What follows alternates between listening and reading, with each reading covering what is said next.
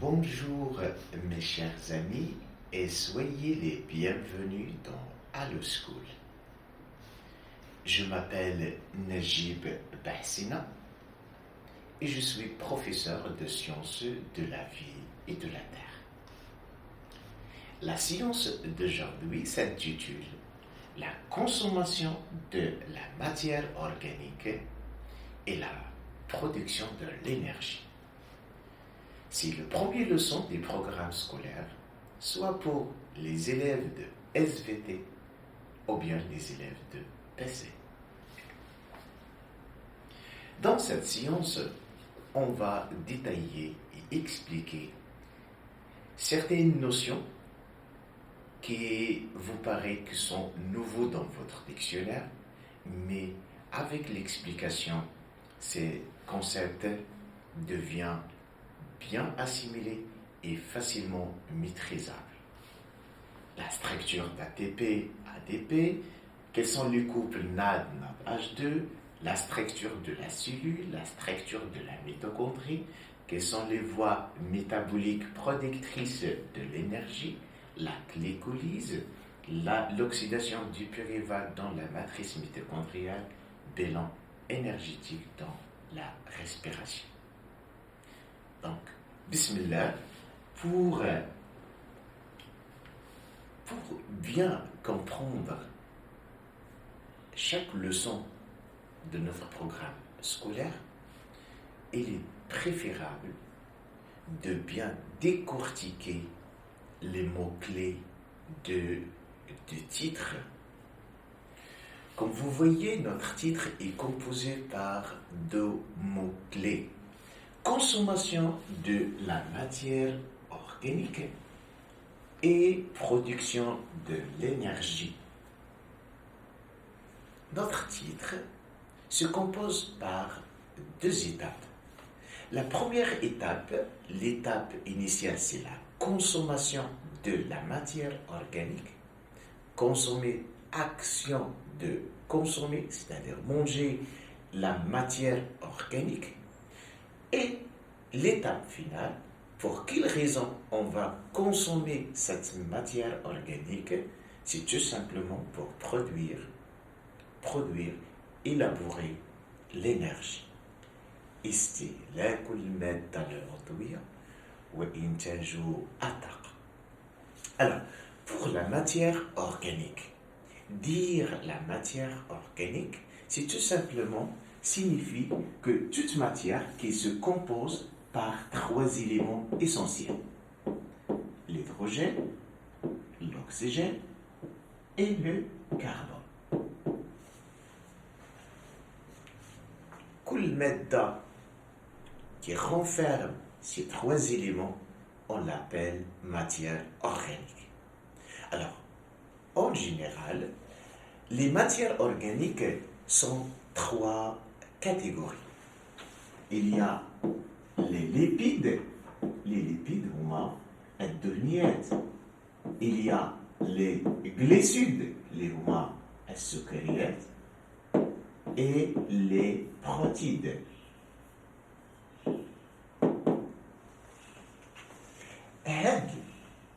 Les trois catégories, ce sont des produits combustibles قابلة للاحتراق. Donc, dans notre science, on va voir comment, à partir de la consommation de ces éléments, de ces matières organiques, on va produire de l'énergie. L'énergie qui est indispensable et nécessaire à notre vie quotidienne, à nos activités quotidiennes, à nos fonctions physiologiques de l'organisme. Donc, cette matière organique qu'on va consommer, on va consacrer notre étude sur la consommation d'une seule matière organique qui s'appelle tout simplement C6, H2O6. C'est une matière organique qui fait partie des glucides et qui s'appelle tout simplement, c'est le glucose. Alors, on va consommer le glucose pour produire de l'énergie. Alors, pour l'énergie, on va substituer, on va changer ce terme de l'énergie par ATP. ATP, on va voir ultérieurement que l'ATP, c'est une molécule d'énergie. C'est une molécule qui est riche en énergie. Et donc, en bref, on va changer jusqu'à maintenant notre titre par le titre suivant. La consommation de C6H12O6, c'est-à-dire la consommation de glucose pour la production de l'ATP. La question qui se pose, ou bien les questions majeures qui se posent, quelle est la liaison, quelle est la relation entre consommer le glucose et produire de l'énergie, c'est-à-dire ATP? Quelles sont les étapes qui relient la matière organique consommée et la production de l'ATP? Où se déroulent ces différentes étapes qui relient entre l'étape initiale, à savoir la consommation de glucose, et l'étape finale qui est la production de l'énergie. Alors, pour répondre à cette question, on va commencer par étudier notre molécule d'ATP, notre molécule qui est riche en énergie. On parle de l'ATP pour désigner tout simplement adénosine triphosphate. Triphosphate. Les mots qui commencent par le préfixe tri désignent 3. Donc c'est une molécule qui s'appelle l'adénine. Cette adénine est reliée par un ribose. Ribose, c'est un sucre. Et la caractéristique énergétique essentielle d'ATP, c'est qu'elle contient 3 atomes de phosphate, 3 molécules de phosphate. Alors, pour simplifier cette structure, adénosine triphosphate, elle est composée par une molécule qui s'appelle adénosine, qui renferme à la fois l'adénine et le ribose. Triphosphate avec 3 molécules de phosphate. Ces 3 molécules de phosphate sont liées par des liaisons chimiques, et ces liaisons chimiques qui possèdent, qui est riche en énergie. ATP, adénosine thioalphosphate. Alors, ce qu'il faut bien retenir, dire énergie, dire ATP. ATP possède des molécules de phosphate qui sont bien attachées par des liaisons qui sont chimiques, et ces liaisons, c'est l'endroit, c'est où se localise de l'énergie. في هذه الروابط الكيميائية تجتمع الطاقة التي نعبر عنها بجزيئات ATP. إذا انطلاقا من هذه la structure, on voit lorsque les liaisons se cassent, on n'aura plus de l'énergie. Si les liaisons restent toujours stables, fixant, toujours liées les molécules de phosphate, il y en a de l'énergie. Autrement dit, soit on va consommer de l'énergie, et dans ce cas, les liaisons se cassent, soit on va produire de liaisons, et dans ce cas, on va régénérer les liaisons chimiques qui relient les 3 molécules de phosphate. Alors, une fois la liaison chimique se rompt, une fois la liaison chimique se casse, dans ce cas, on va avoir une autre molécule qui s'appelle l'ADP. Donc l'ADP, c'est l'adénosine diphosphate. Lorsqu'on compare l'ADP avec l'ATP, on va déceler tout simplement que la molécule ADP contient seulement 2 molécules de phosphate. Alors, il y en a une réaction réciproque qui relie l'ATP avec l'ADP. Et ces réactions qui sont réciproques, soit on passe de l'ATP vers l'ADP, et dans ce cas, on a une consommation de l'énergie. Soit on passe de l'ADP vers l'ATP, et dans ce cas, il faut ajouter une autre molécule de phosphate, et dans ce cas, on parle de la production de l'énergie.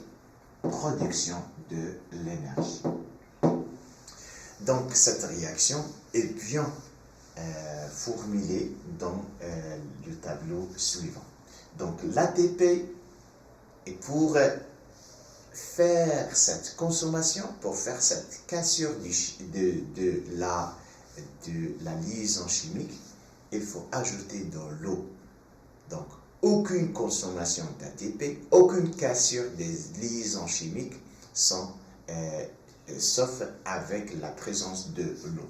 Dans ce cas, on parle de hydrolyse.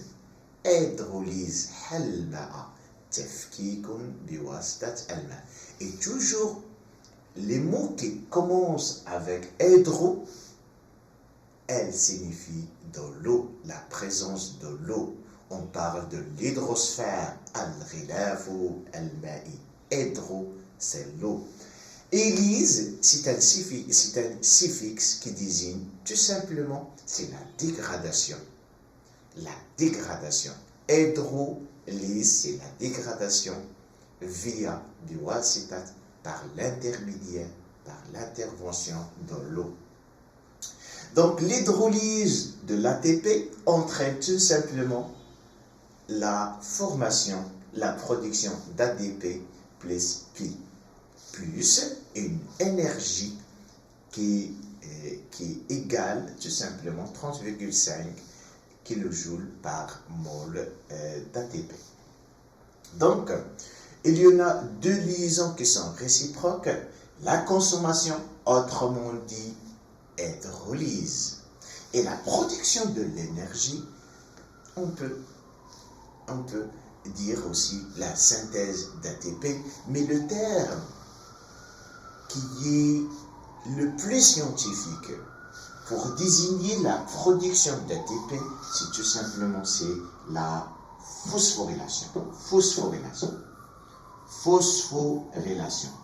Alors, phosphorylation de quoi?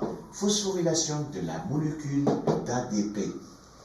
Phosphorylation désigne tout simplement ajouter une autre molécule de phosphate à l'ADP pour produire de l'énergie, pour produire de l'ATP. Bref, ATP, c'est une molécule énergétique. L'hydrolyse de l'ATP via H2O donne ce qu'on appelle l'ADP. Et l'ADP, en ajoutant le pi, on va synthétiser l'ATP. Autrement dit, on parle de la phosphorylation de la molécule d'ATP.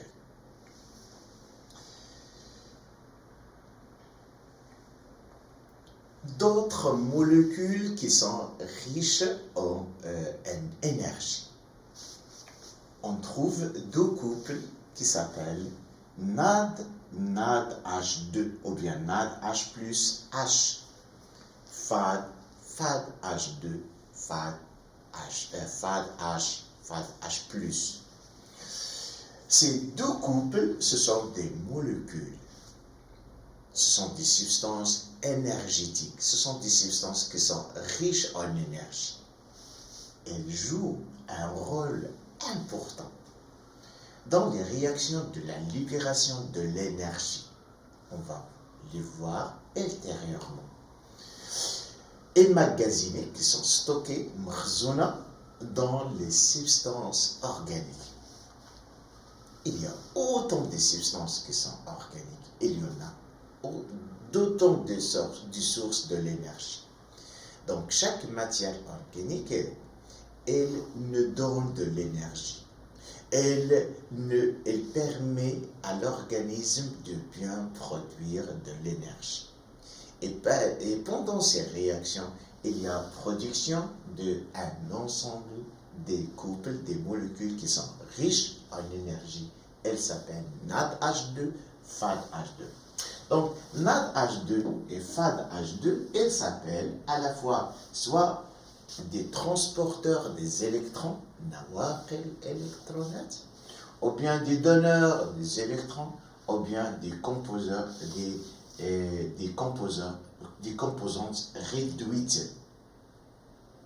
Alors, les deux couples NADH2 et FADH2 sont à des réactions réciproques. Donc, on va commencer par NADH2. Donc, NADH2, c'est le NAD H plus. NADH2, ça t'attend ce qu'on appelle NAD plus de protons plus de électrons. La réaction c'est oxydation. Oxydation.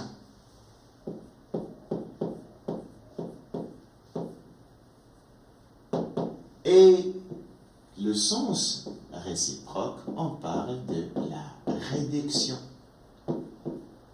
Elle accède maintenant à l'irtisal.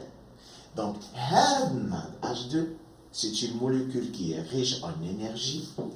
Maintenant, on va accepter que NADH2 nous donne tout simplement 3 molécules d'ATP. Pour FADH2, qui est une molécule, on va accepter que FADH2 nous donne 2 molécules d'ATP. Donc FADH2, elle subit aussi une réaction qui est réciproque. Ce sont des réactions d'oxydoréduction avec l'oxydation. Elle nous donne tout simplement FAD plus juge de protons avec 2 électrons. Et vient tout simplement avec les réactions d'oxydoréduction à l'oxyda ou à l'irtisal. Ce sont des transporteurs des électrons. On va voir par la suite quel est le rôle de ces deux couples dans le transport des électrons. Ce sont des donneurs des électrons. Par l'oxydation, NADH2, FADH2 libèrent des électrons. Donc ce sont des donneurs des électrons. NADH2 et FADH2, par les réactions, elles se forment, elles se produisent suite à la réduction de NAD ou bien de FAD. Donc ce sont des composantes réduites. Bref, ce sont des couples qui interviennent dans l'extraction de l'énergie produite lors de la consommation de la matière organique.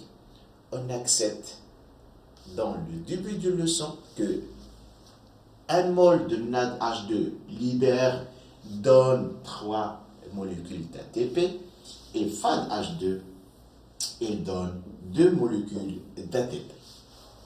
Il faut bien retenir le sens des réactions. Dans la molécule d'ATP, on a parlé de l'hydrolyse et la phosphorylation. Maintenant, on parle de l'oxydation et les réductions. Il faut bien savoir que ces différentes réactions se déroulent dans l'organisme. À quel niveau de l'organisme? C'est tout simplement dans la cellule. On parle maintenant des réactions biochimiques. Dans la chimie, on parle des réactions chimiques. L'hydrogène plus l'oxygène donne H2O. C'est une réaction chimique. Ce sont des réactions qui se font dans les laboratoires. Alors que les réactions chimiques qui se déroulent dans l'organisme, on les qualifie par les réactions biochimiques. Réactions biochimiques. On ajoute aussi que les termes qui commencent par bio, ce sont des termes qui indiquent la cellule, qui indiquent la vie, qui indiquent un être vivant. À retenir, réaction dans l'organisme s'appelle tout simplement réaction biochimique. Alors, quelle est la structure de la cellule? On a dit maintenant que la cellule, c'est la localisation, c'est l'unité de l'organisme où se localisent ces différentes réactions. La cellule. La cellule, un petit rappel de la structure de la cellule, on a deux types de cellules, soit des cellules d'origine animale ou bien des cellules d'origine végétale. Elles sont différentes du point de vue de la forme et certains composants. La forme de la cellule animale est circulaire, دائرية الشكل، بينما la cellule végétale c'est presque géométrique، هندسية الشكل. La cellule animale et la cellule végétale est composée par une membrane cytoplasmique, ou bien c'est le numéro 5, une membrane cytoplasmique. C'est la membrane qui entoure la cellule. Ou elle limite l'alentour de la cellule, la membrane cytoplasmique. À l'intérieur de cette membrane cytoplasmique, on trouve un ensemble de composants cellulaires. Autrement dit, ce sont des composants intracellulaires. Intracellulaire, intra désigne tout simplement qu'on parle de l'intérieur.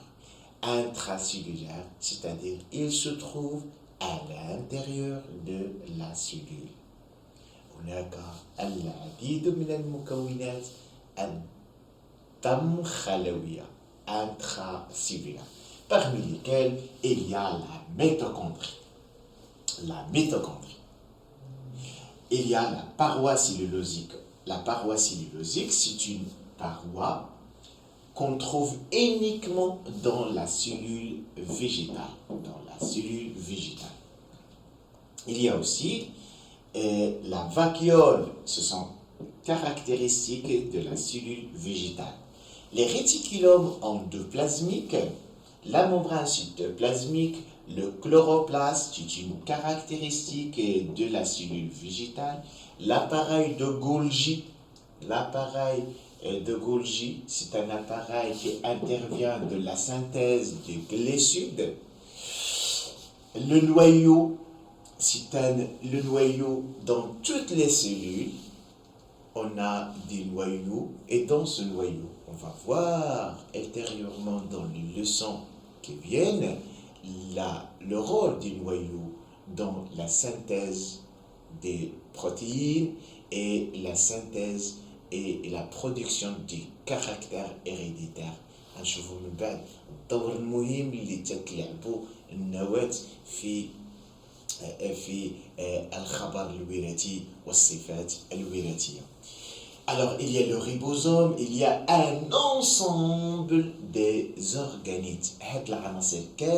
Tous ces éléments intracellulaires, on les appelle par organites. Organites. Donc, dire un composant cellulaire, dire organite. إذا بالنسبة لنا غادي تشدو هاد لا cellule. Chaque cellule se compose par deux éléments essentiels. Il y a la membrane plasmique ou bien la membrane cytoplasmique.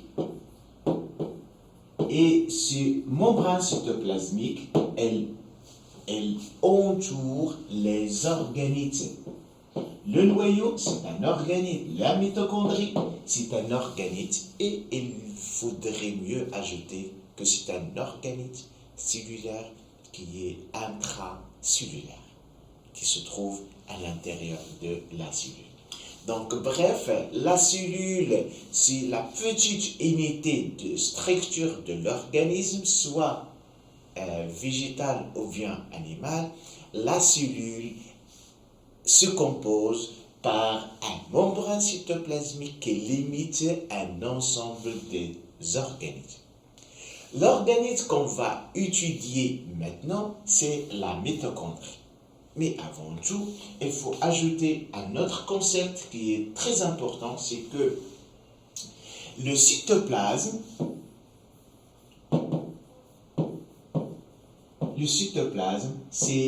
est composé par un ensemble des organites. L'ensemble des organites s'appelle le cytoplasme. Un autre terme qui est très important et qui est un terme qui est nouveau dans notre leçon, c'est le hyaloplasme. On parle de hyaloplasme. Hyaloplasme désigne بالعربية تسمى الجبلة الشفاف. هو tout simplement c'est le cytoplasme. C'est le cytoplasme. Le cytoplasme moins les organites. La cellule est composée par la membrane cytoplasmique et les organites. Le cytoplasme, c'est quoi? C'est tout simplement l'ensemble des organites qui se trouvent à l'intérieur de la cellule. Une fois on élimine des organites de cytoplasme, on parle de hyaloplasme. Donc ce sont des appellations, ce sont des dénominations, ce sont des termes qui sont nouveaux et qui sont très importants à maîtriser avant de passer au paragraphe suivant. Donc il faut noter hyaloplasme, c'est tout simplement c'est la cellule, le cytoplasme, mais sans les organites. Donc, on élimine les organites. La mitochondrie. La mitochondrie, c'est l'organite qu'on va essayer de bien structurer son schéma. C'est l'organite qu'on va étudier qui intervient dans notre leçon. Notre leçon, c'est la production de l'énergie et parmi les organites qui facilitent cette production, c'est la mitochondrie. Alors, la structure de la mitochondrie. Ici, c'est une mitochondrie qui est observée au microscope électronique. Microscope électronique, c'est un outil, c'est un appareil microscopique, c'est un appareil qui nous permet d'agrandir les organites. C'est un المجهر الإلكتروني. التكبير ديالو est vraiment trop élevé de telle façon à voir les virus, à voir les organismes qui sont vraiment microscopiques et qu'on ne peut pas les voir via le microscope optique. Alors, la mitochondrie, c'est un organite intracellulaire. Il est composé par la membrane externe. La membrane externe, ME désigne la membrane externe. La membrane interne. L'espace intermembranaire, espace intermembranaire. إذا intermembranaire. Espace, c'est l'endroit. Inter, c'est-à-dire il se trouve entre la membrane interne et la membrane externe. Intermembranaire. حيز بين رجلين. Il y a la crête mitochondriale. Il y en a la matrice. بالعربية تسمى كذلك la matrice. هاد العناصر هادو هي les éléments essentiels اللي خصنا نشوفوهم ونعرفوهم في la structure de la mitochondrie. Alors, schéma de l'ultrastructure de la mitochondrie. Donc, le microscope électronique nous donne des photos. Et de ces photos, on va l'ultrastructure. On parle de l'ultrastructure, il n'y a pas l'extraction, c'est-à-dire le plus de détails des structures. Alors, lorsqu'on voit par l'ultrastructure de la membrane, on trouve qu'il y en a des membranes externes, espace intermembranaire et ce qu'on appelle la membrane interne. Avant de terminer avec la structure de la mitochondrie, il y a une sorte de comparaison entre les différents compartiments de la mitochondrie. Dans la membrane externe, ou bien la membrane externe est comparable et similaire, يشبه celle de la membrane plasmique. Il y a autant de 40% des lipides et de 60% des protéines. La membrane interne, qui est la membrane qui est vraiment, qu'il faut bien le comprendre, c'est une membrane qui est riche en protéines, de nombreuses enzymes, dont celles qui participent à des réactions d'oxydoréduction. Elle contient aussi des enzymes permettant la production d'ATP et l'ATP synthétase. La matrice, il y a absence complète du glucose, présence du pyruvate. Pyruvate, c'est une molécule qu'on va voir par la suite. Pyruvate, autrement dit acide pyruvique et l'ATP, présence de nombreuses enzymes dans la déshydrogénase. Déshydrogénase, ce sont des enzymes qui éliminent, qui enlèvent l'hydrogène, et des carboxylases.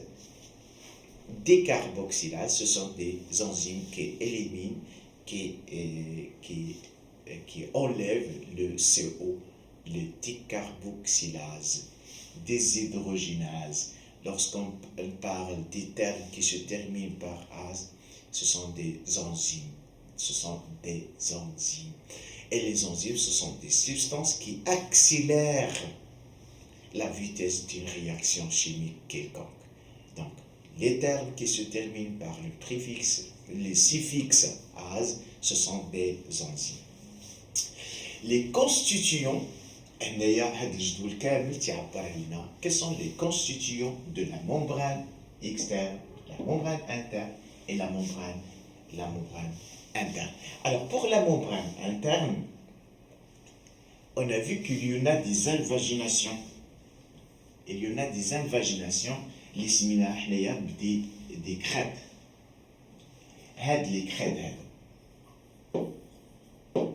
هاد les crêtes اللي شفناهم بواسطة المجهر الإلكتروني غتلقاو هاد les crêtes, il contient aussi des petites invaginations qu'on les appelle les sphères pédonculées. Donc les sphères pédonculées, ce sont des sphères ou bien ce sont des invaginations qui relient l'espace intermembranaire avec la matrice. Donc, on a vu la mitochondrie.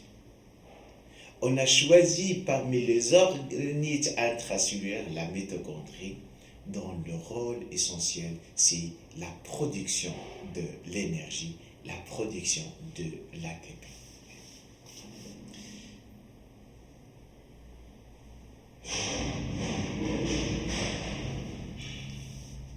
revenons à notre titre. La consommation la consommation de glucose et la production de l'ATP. En réalité, il y en a trois réactions trois réactions qui interviennent dans cette consommation et dans cette production de l'énergie. La première réaction, c'est la respiration cellulaire. La respiration cellulaire, on commence par le glucose et on finit par la production de l'énergie. Combien de l'énergie? À partir d'un mol de glucose, on produit 38 moles d'ATP. 38 moles d'ATP.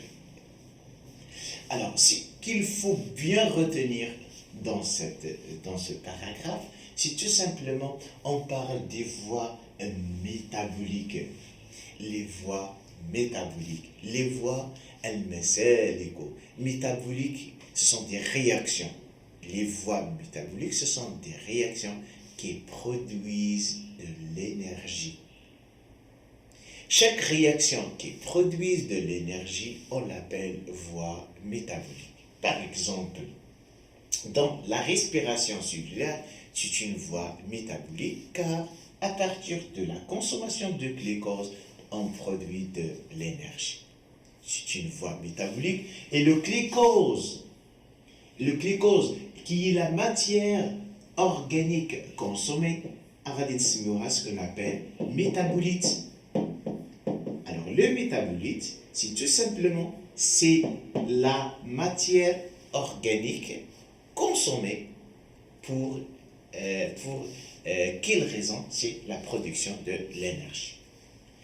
Alors, comme vous voyez, la respiration cellulaire, c'est une réaction dans laquelle on consomme C6H12O6, mais en présence de l'oxygène.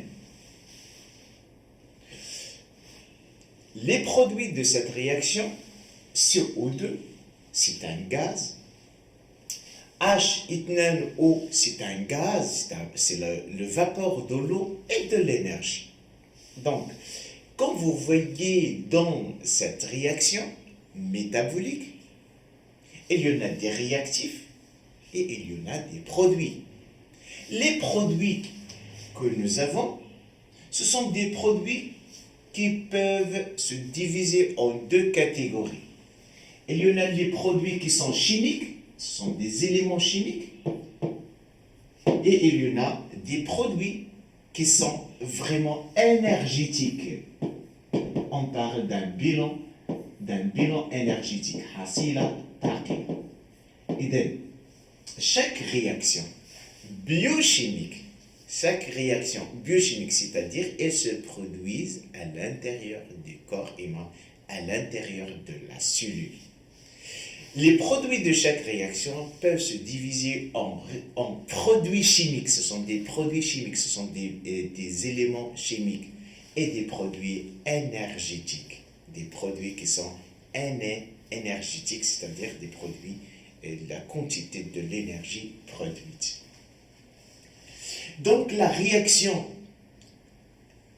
biochimique, la respiration cellulaire, c'est une réaction qui est aérobie, car elle nécessite l'intervention de l'oxygène. Aérobie, c'est-à-dire la consommation, la dégradation, l'oxydation de glucose fait intervenir de l'oxygène. Donc c'est une réaction aérobie. تفاعل حي هوائي يعني تبغي ضرورة الأكسجين. Donc, bref, c'est une voie, la respiration cellulaire, c'est une voie métabolique productrice de l'énergie en milieu aérobie. Dans les produits énergétiques, c'est l'élaboration, la production de 38 d'ATP.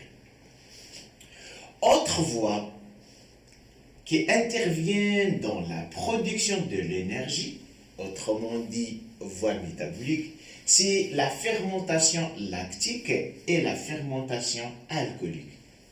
Ce sont deux molécules, ce sont deux réactions anaérobies.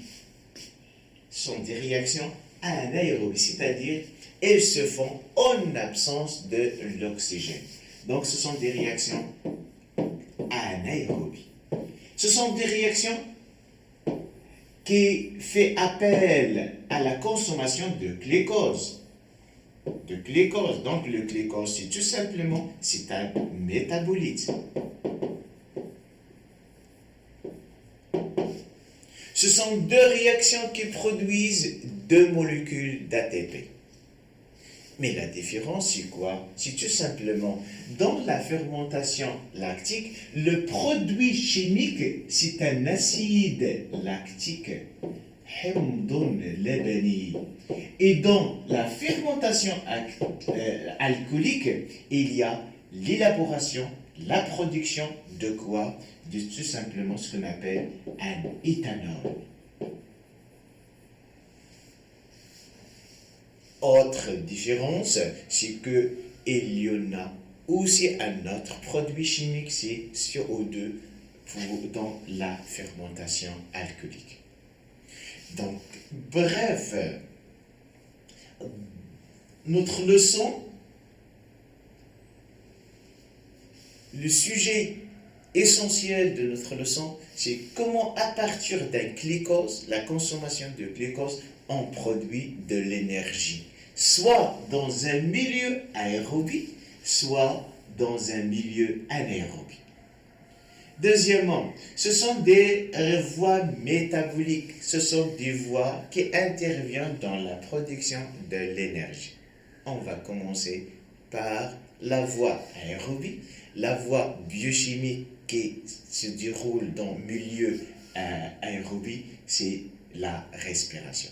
On va voir comment, à partir d'un mol de glucose, on va produire 38 d'ATP.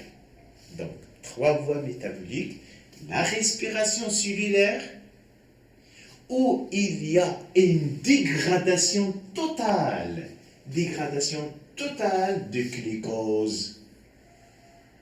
Mais dans la fermentation lactique, on part des molécules organiques, une matière organique, et on obtient une autre molécule organique.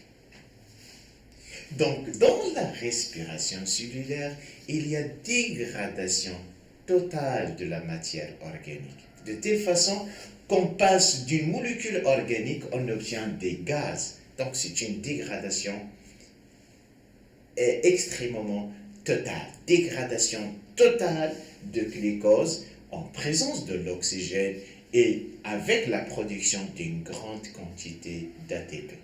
Alors que dans la fermentation, soit lactique, soit alcoolique, on passe d'une métabolite qui est organique et on obtient un produit chimique, matière organique. Donc c'est une dégradation partielle. Dégradation partielle et en absence de l'oxygène avec la production d'une quantité minuscule de l'énergie se forme de 2 ATP. Donc, on va commencer par la respiration cellulaire, qui fait on a accumulé le bilan énergétique 38 ATP.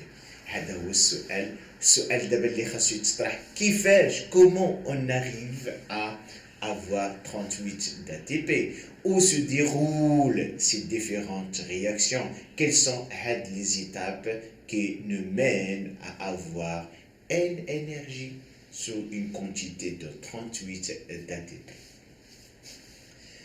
Alors, chers amis, pour la respiration cellulaire, la respiration cellulaire, qui est une voie métabolique productrice de l'énergie, تتم في 2 المراحل أساسية. المرحلة الأولى تتسمى لا كليكوليز،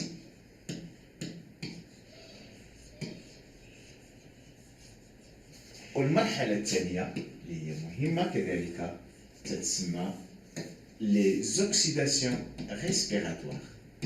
دابا حنا بحال تنحاولوا نفرشوا الدرس كيفاش غادي يدوز. اسيدي هاد لا ريسبيراسيون اللي تتعطينا 38 دا تي بي، راه هاد 38 دا تي بي غادا تجي selon la succession des étapes qui sont successives.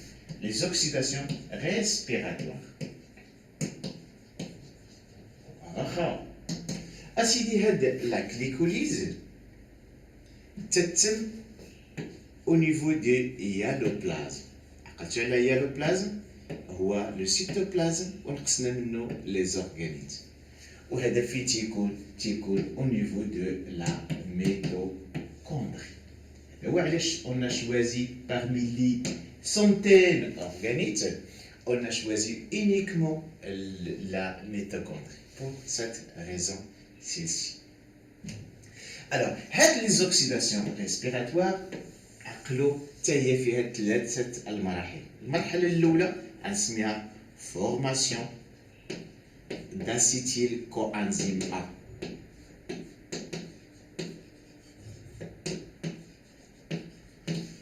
المرحلة الثانية تسمى cycle de Krebs. Cycle de Krebs, c'est un ensemble de réactions qui produisent de l'énergie. والمرحلة الأخيرة هي اللي غادي نسميها la phosphorylation oxydative. Phosphorylation oxydative. هادو هما المراحل ديال la respiration cellulaire.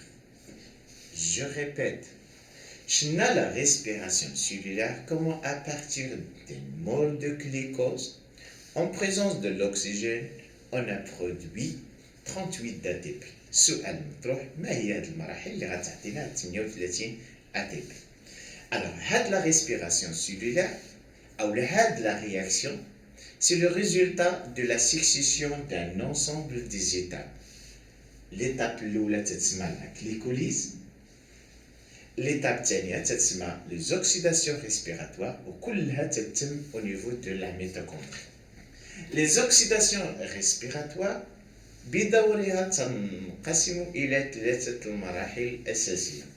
المرحلة الأولى تتسمى la formation d'acétylcoenzyme A, donc c'est une molécule qui s'appelle acétylcoenzyme A. Deuxième, c'est un cycle de Krebs, c'est un ensemble de réactions. Et l'étape finale de la respiration, c'est l'étape de la phosphorylation oxydative. اشنو خصنا نديرو؟ خصنا نشوفو اشنو تيوقع في الكليكوليز واشنو تيوقع في كل مرحله من مراحل لي زوكسيداسيون ريسبيراتوار. alors لا كليكوليز قلنا سيدي لا كليكوليز هي مرحله اللي تتوقع في اليالوبلازم.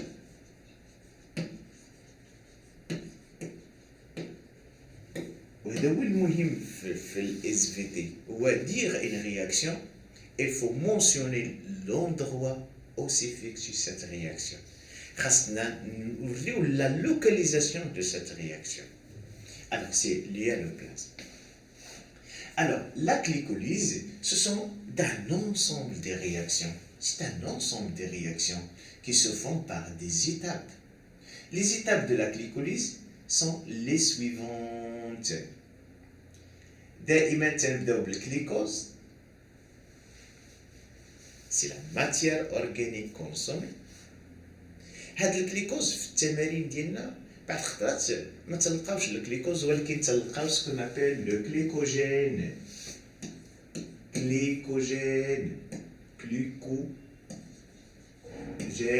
تلقاوش الجليكوز. on parle de glycogène. Quelle est la relation ما بين le glucose, le glycogène, c'est tout simplement le glycogène est un ensemble des molécules de glucose. glycogène est formé par un ensemble de molécules de glucose. Revenons à notre étape, c'est la glycolyse. À retenir, maintenant, on est dans le hyaloplasme. Le glucose se transforme en glucose phosphate. Glucose phosphate, c'est-à-dire glucose en ajoutant notre atome de phosphate. Après, elle devient fructose diphosphate. Après le fructose diphosphate, elle se transforme en glycéraldéhyde phosphate. Et enfin, ce glycéraldéhyde phosphate, elle devient acide glycérique des phosphates et enfin, elle devient acide pyruvique. Donc, ce qu'il faut bien retenir, c'est que les étapes de glycolyse, ce sont des réactions qui sont successives. Mais on commence par le glucose, et on finit par la formation de deux acides pyruviques. À partir des molécules de glucose, on obtient deux molécules de l'acide pyruvique. Jusqu'à maintenant, on parle des produits qui sont chimiques. Glucose métabolite, glucose matière organique. Par les étapes de la glycolyse, on produit deux acides pyruviques. On parle d'une matière qui est chimique. Mais ce qui nous intéresse, combien de l'énergie on va produire à partir de la glycolyse. Alors, maintenant, le glucose, pour qu'il se transforme en glucose phosphate, l'ATP devient ADP. ATP qui est l'énergie, il devient ADP. Il y a consommation de l'énergie. Il y a hydrolyse de l'ATP. Il y a consommation d'un mol d'ATP. Pour le glucose du phosphate à le fructose du phosphate, il y a aussi consommation de l'énergie. Donc, le début de glucose, de la glycolyse, au commencement de glycolyse, on a consommé 2 moles de l'ATP. Alors, on commence par un déficit. بدينا بواحد النقص ديال deux molécules d'ATP دابا اللي نقصنا l'ATP في المره الاولى ونقصنا ATP في المره الثانيه. نشوفوا باغ لا سويت اشنو غادي يوقع. الوغ المره الثانيه عندنا ملي تنمشيو من glycéraldéhyde phosphate vers l'acide glycérique، الناض تيتحول ناض H2، الناض تيتحول ناض H+, ou bien NAD H2. Au NAD H2, on a dit que NAD H2, on a accepté qu'une molécule de NAD H2 égale 3 molécules d'ATP. Donc, c'est une réduction.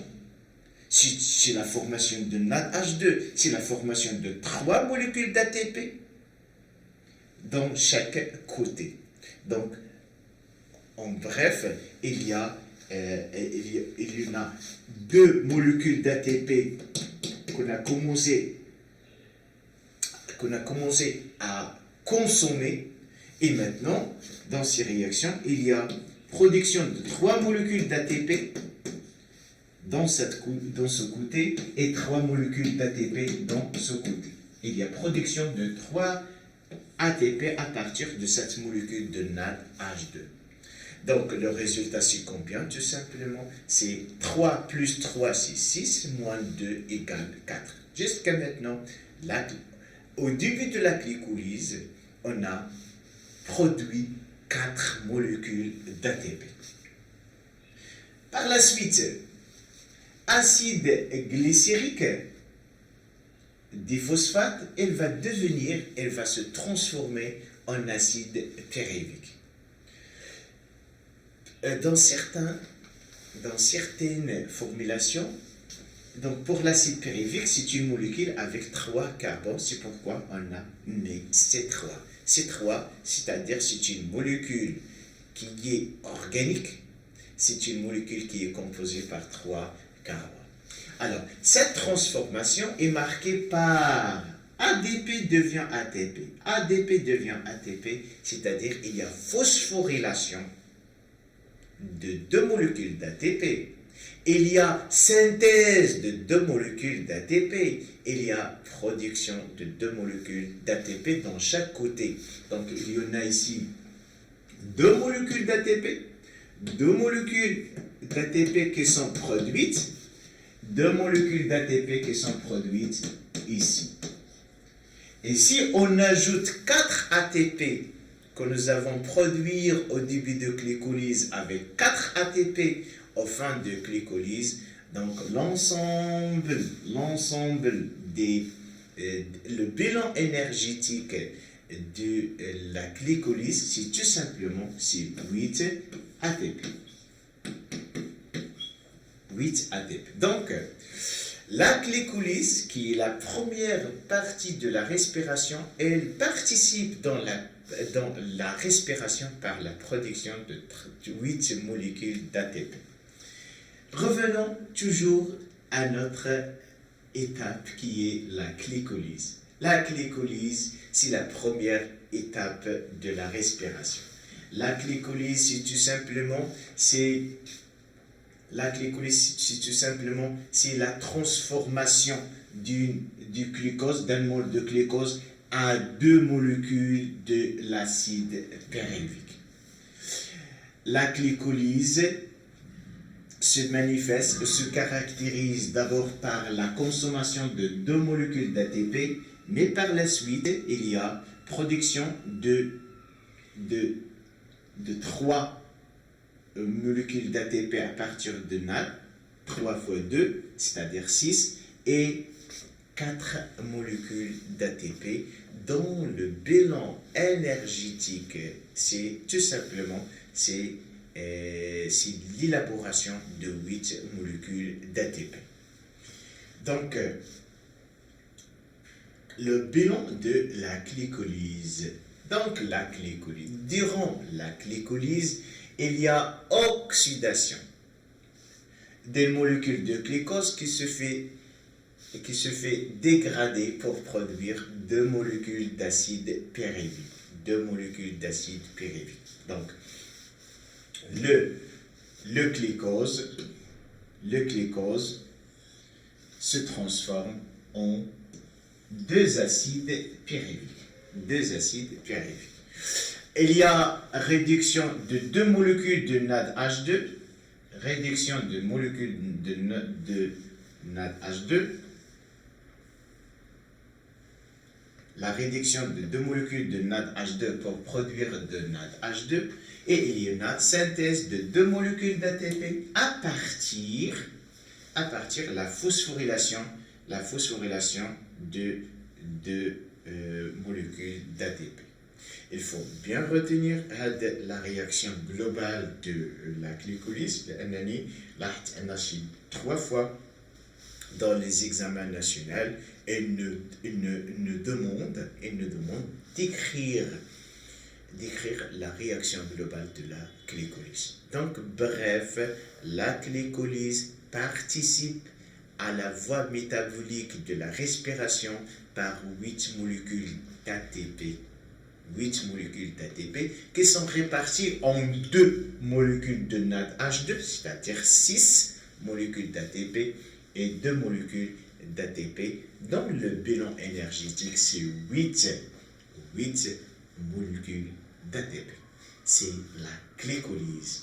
C'est la partie qui se déroule dans l'hyaloplasme.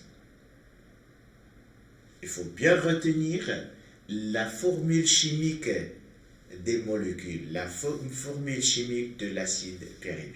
Donc, jusqu'à maintenant, notre glucose consommé est transformé en 2 molécules de l'acide pyruvique.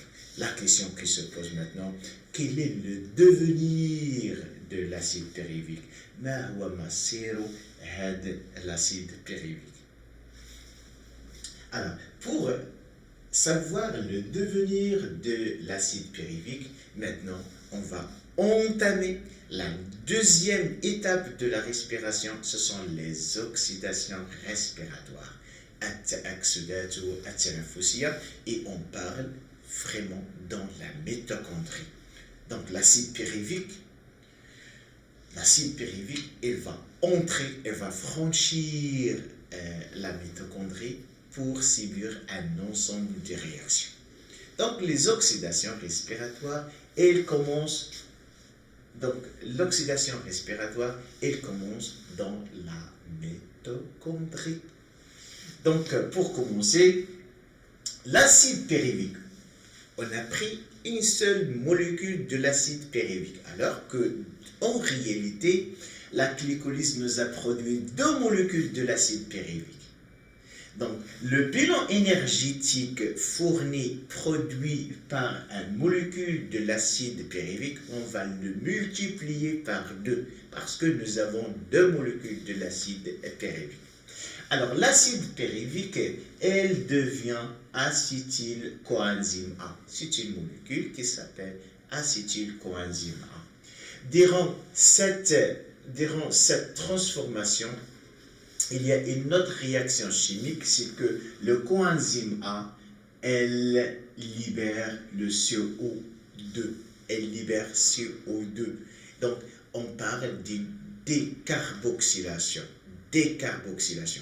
Une réaction de décarboxylation, c'est une réaction qui libère CO2. Et une réaction de déshydrogénation, c'est une réaction chimique qui libère l'hydrogène. Donc, l'acide pyruvique, 3 points noirs, c'est-à-dire c'est une molécule qui contient 3 carbones. Le carbone, la coloration noire, c'est une coloration qui symbolise tout simplement les carbones, les atomes de carbone. Donc, cette réaction se fait dans la matrice mitochondriale.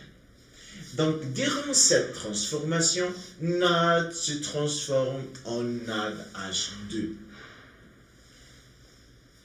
NAD, il se transforme en NADH2, se transforme, on va le remplacer par, elle se réduit, elle subit une réduction pour devenir NADH2.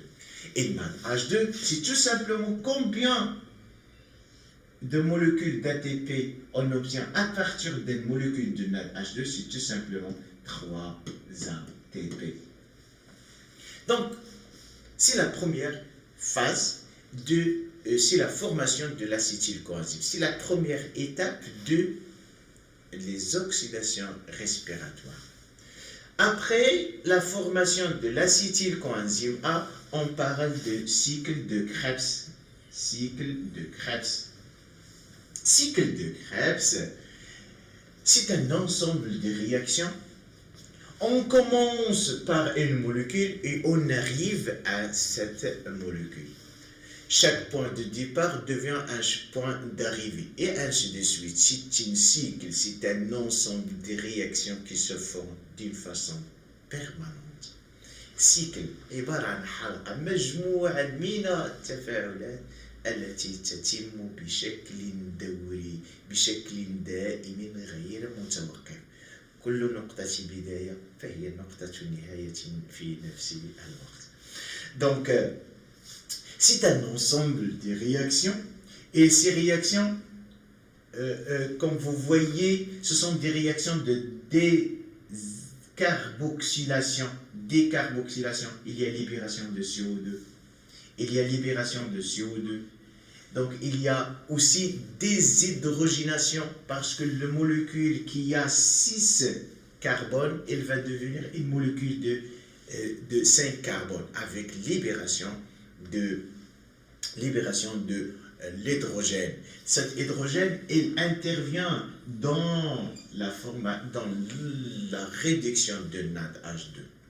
Combien de NADH2 on obtient dans cette dans ce cycle de Krebs, il y a tout simplement, il y a NADH2, le premier NADH2, c'est-à-dire 3 molécules d'ATP, le deuxième NADH2, 3 molécules d'ATP, FADH2, 2 molécules d'ATP, NADH2, 3 molécules d'ATP, et il y en a aussi, qui est très intéressant, il y en a aussi une formation de l'ATP.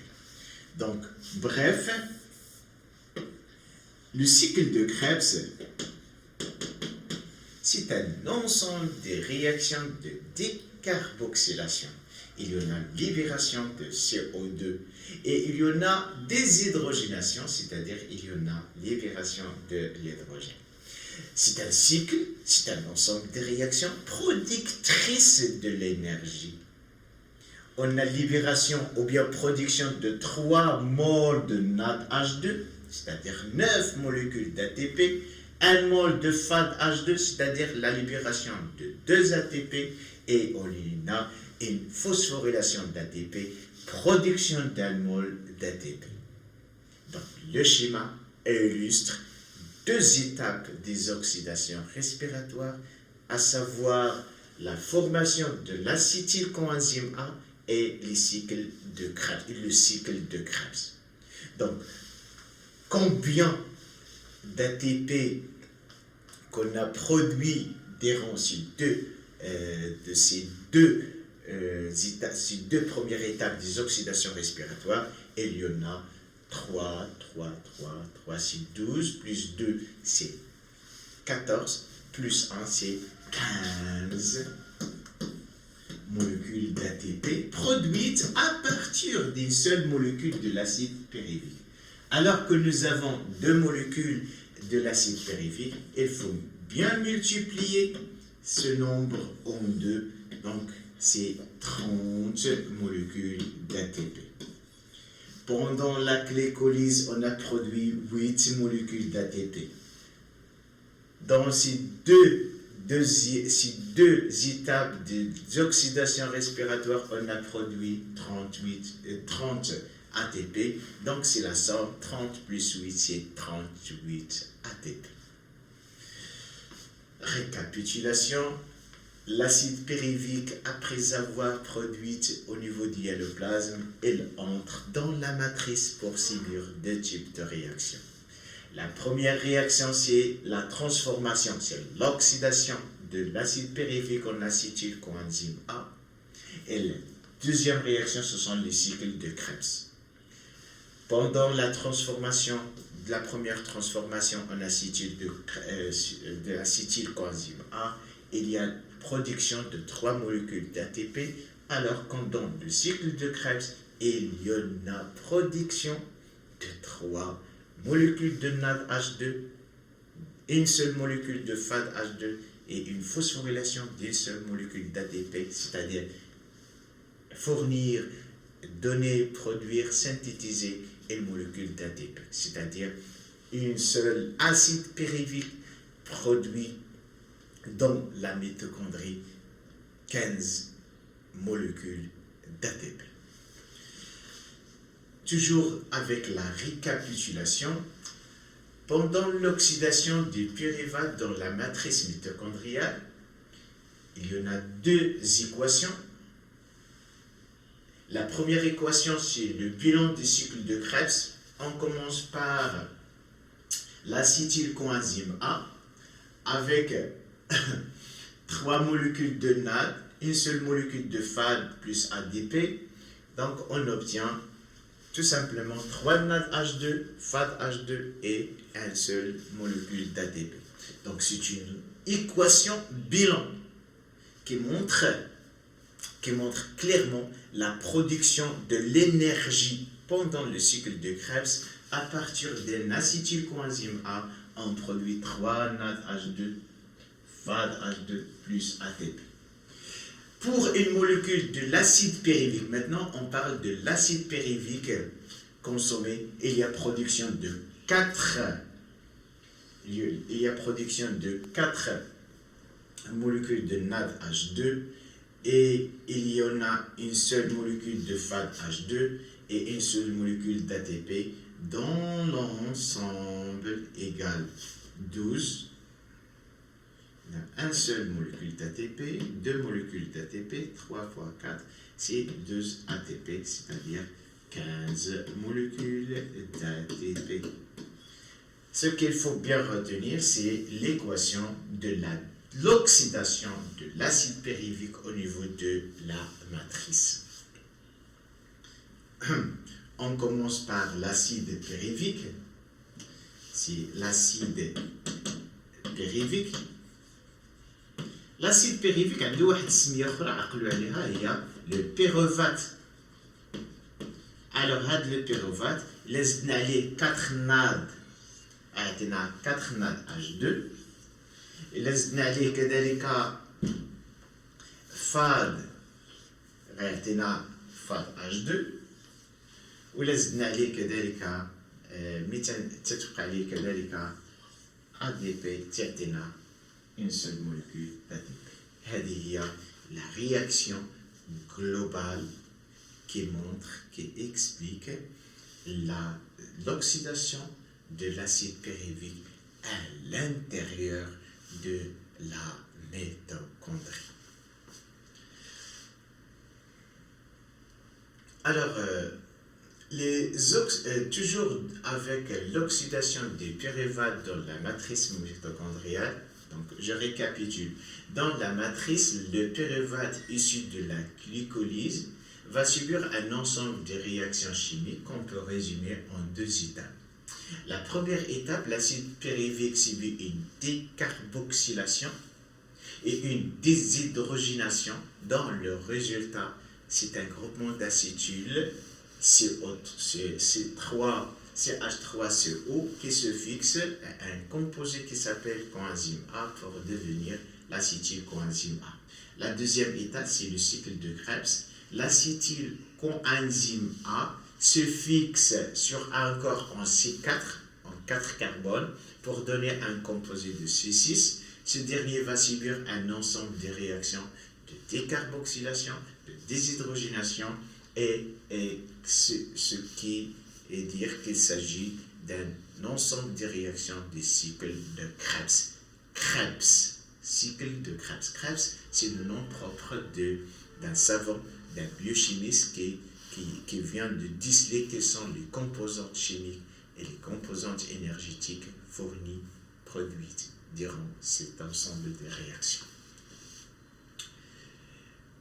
Et on termine notre leçon par récapitulation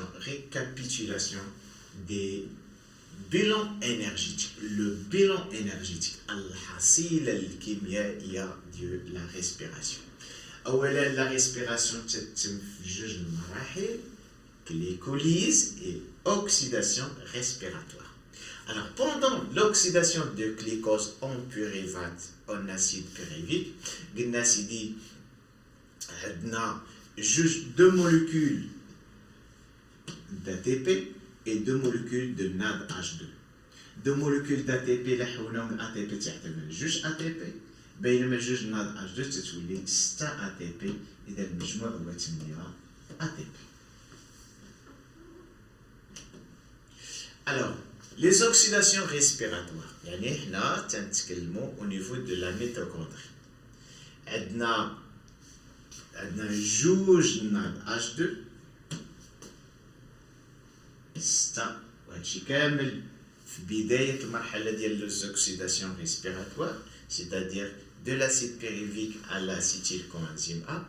في cycle de Krebs, عندنا production de 2 molécules d'ATP, 6 molécules de NADH2, 2 molécules de FADH2. Si on les transforme en molécules d'ATP, 2, 6 fois 3, c'est 18. 2 fois 2 égale 4. Donc l'ensemble c'est 30 ATP, 30 molécules d'ATP. هنايا بالنسبة لنا خدينا deux molécules de l'acide pyruvique. Et là, une seule molécule de l'acide pyruvique. غادي نشدو هاد العناصر كاملة وغادي نحاولوا نديفيزيوها en deux. De l'acide pyruvique, d'un seul acide pyruvique à l'acétyl coenzyme A, on a un seul NADH2. Et dans le cycle de Krebs, on a un seul molécule d'ATP qui est produite, 3 molécules de NADH2 qui est produite et un seul molécule de FADH2 qui est produite. إذا لخدينا غير acide pyruvique, un seul acide pyruvique, خصنا ناخدو هاد القيم. ولكن إلا خدينا englo les deux molécules d'ATP, خصنا ناخدو deux molécules d'acide pyruvique اشنو تيوقع لهم داخل الميتوكوندري. إذا عندنا un seul ATP, un seul, 3 fois 3 est 9. Un seul FAD H2 égale 2. Et dans l'ensemble, c'est 15. 15 fois 2, tout simplement, égale 30. Et dans l'ordinaire 30, l'ordinaire 8, غادي نلقى في التوتال عندنا 38 d'ATP. Donc c'est le bilan énergétique Al-Hasila Atakia. Chers amis, je vais récapituler cette première science dès au début. Donc on a commencé par décortiquer notre titre, la consommation de la matière organique et la production de l'énergie. On a choisi comme matière organique, c'est le glucose, c'est 6H2O6, et l'énergie, c'est l'ATP. L'ATP se consomme pour devenir ADP, autrement dit, c'est l'hydrolyse. L'ADP plus PI, il donne l'ATP, on parle de la phosphorylation. D'autres molécules qui sont riches en ATP, c'est FADH2, qui est égal, on a accepté qu'elle égale 2 ATP, et NADH2 qui est égal tout simplement 3 molécules d'ATP.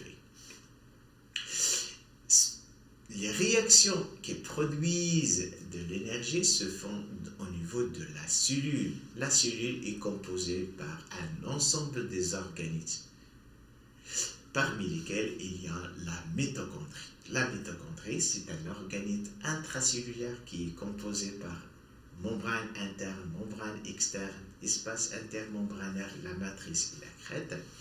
La respiration, la fermentation lactique, la fermentation alcoolique, ce sont 3 réactions qui produisent de l'énergie à partir de C6H12O6. La respiration se fait dans 2 étapes successives. La glycolyse qui produit uniquement 8 ATP, les oxydations respiratoires qui nous donnent 30 molécules d'ATP dans l'ensemble du bilan énergétique égale 38 d'ATP. On a consommé le glucose en présence de l'oxygène, c'est la respiration cellulaire, c'est la voie aérobie, c'est le milieu aérobie, donc on a produit 38 ATP.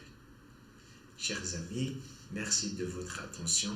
À la prochaine science, toujours avec Allo School.